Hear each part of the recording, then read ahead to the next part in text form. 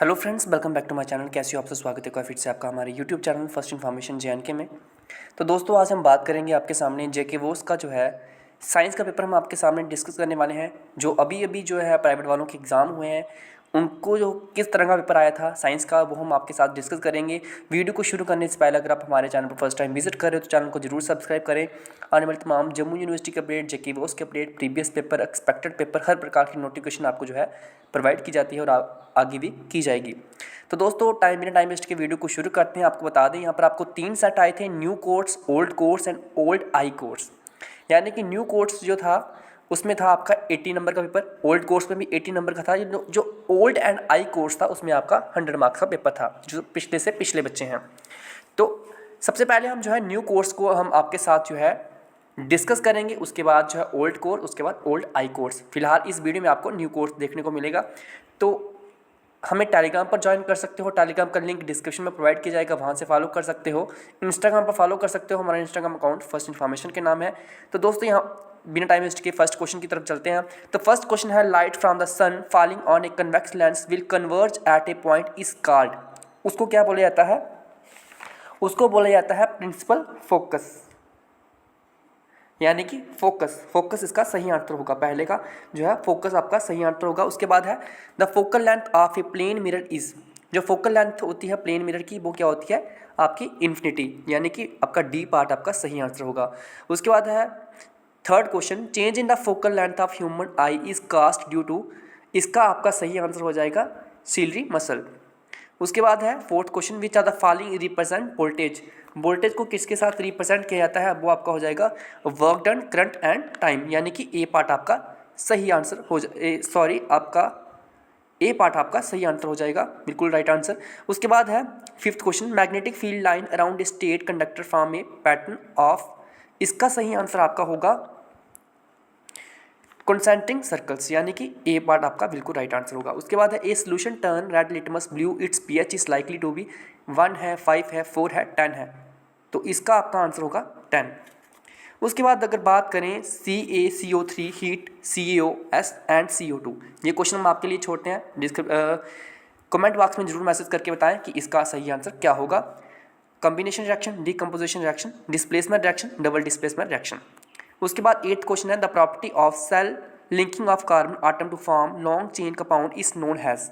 तो इसका आपका आंसर हो जाएगा केटेनेशन, यानी कि सी पार्ट आपका बिल्कुल सही आंसर होगा। उसके बाद 9th क्वेश्चन है, the ability of metal to be drawn into thin wire is known as ductility, यानी कि ए पार्ट आपका सही आंसर होगा। उसके बाद 10th क्वेश्चन की बात करें, soap are found by saponification of.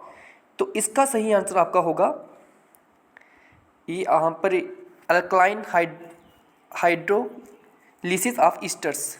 तो यहाँ पर सिंपल ईस्टर्स बिल्कुल सही आंसर होगा।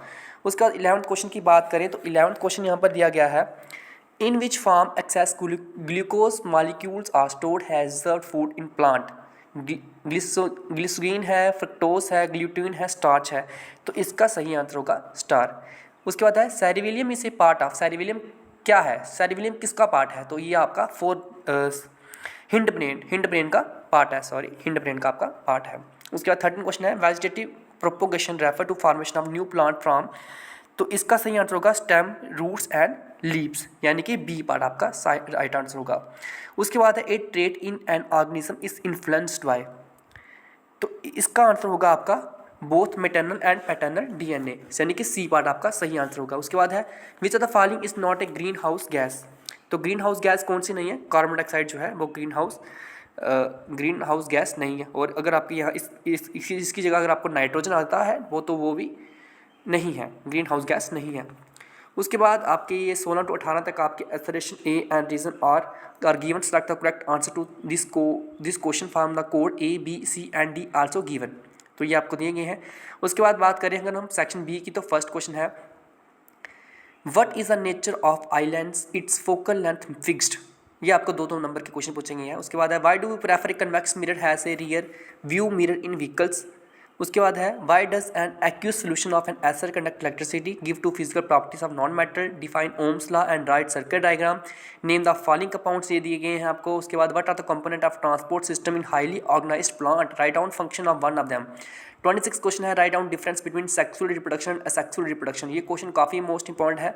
उसके बाद है Mendel uses different number of contrasting character in garden pea plant, name any two of these।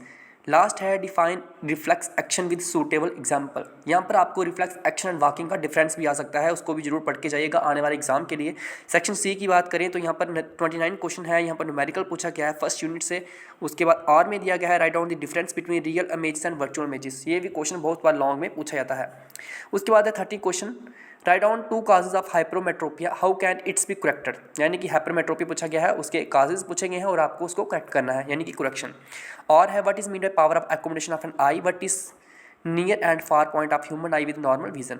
उसके बाद आपके दो जो है ये इलेक्ट्रिसिटी में से आपको न्यूमेरिकल दिए गए हैं। उसके बाद 32 क्वेश्चन है what are substitution reaction, illustrate with examples, और है what is homologous series, explain its with an example.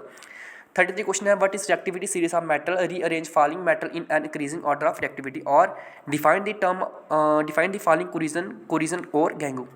And 34 है what type of reaction are represented by the following, ये आपने रिएक्शन बतानी है कि कौन सी है, कॉम्बिनेशन है, डिकम्पोजिशन रिएक्शन है, डिस्प्लेसमेंट रिएक्शन, ये आपको बतानी है।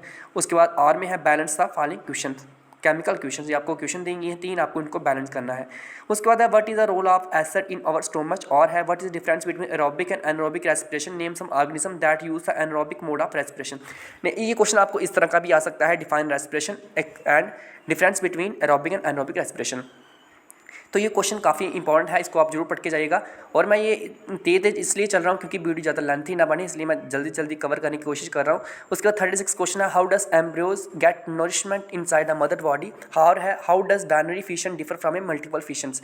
ये क्वेश्चन भी काफ़ी बार पूछा जाता है, इसको भी जरूर पढ़ के जाइएगा। Differentiate between food chain and food web with suitable example, food chain food web topic level, ये आपको 2 नंबर का क्वेश्चन आपको जरूर मिलेगा। और में है what is the role of decomposer in our environment, what will happen if they are removed from the earth. एक क्वेश्चन था what is the role of decomposer in the ecosystem, ये क्वेश्चन भी काफ़ी बार पूछा जाता था, लेकिन ये क्वेश्चन भी बहुत बार पूछा गया है। उसके बाद है सेक्शन डी में आपको 5 नंबर का पहला क्वेश्चन पूछा गया है what is mean by spherical mirror, name the different type of spherical mirror, what are their uses. और है define principal focus of a concave mirror, define myopia, what is the other name of myopia, define potential difference, what is its SI unit. उसके बाद है explain the mechanism cleaning action of soap in detail, और है how is plaster of Paris prepared, what reaction take place when it's set to hard mass, why is carbon tetravalent, why is respiration considered as exothermic reaction. 40 question है answer the following questions, differentiate between autotroph and heterotroph, mention the function of forebrain, name 2 biodegradable substance, और है what criteria do we use to indicate whether something is alive, why is the use of iodide salt advisable, and है what is the function of ozone layer। तो ये कुछ सारा question paper हमने आपके साथ डिस्कस किया जेके बोस का 10th क्लास का साइंस का, और जो अभी जो प्राइवेट वालों के एग्ज़ाम हुए उनका। तो इसके बाद 2 सेट उसके और भी हैं, वो भी आने वाले दिनों में हम आपके साथ शेयर कर लेंगे। इंग्लिश के भी कुछ 2 सेट रह गए हैं हमारे पास, वो भी हम आपके साथ जो है डिस्कस कर लेंगे। और आने वाले जितने भी पेपर हैं, मैथ का पेपर है, सोशल साइंस का है, वो सारे पेपर आपके साथ धीरे धीरे डिस्कस किए जाएंगे। वीडियो को ज़्यादा से ज़्यादा शेयर कीजिएगा और सब्सक्राइब कीजिएगा, और वीडियो को जो है शेयर कीजिएगा और फॉलो कीजिएगा, सब्सक्राइब कीजिएगा। थैंक यू, जय माता दी।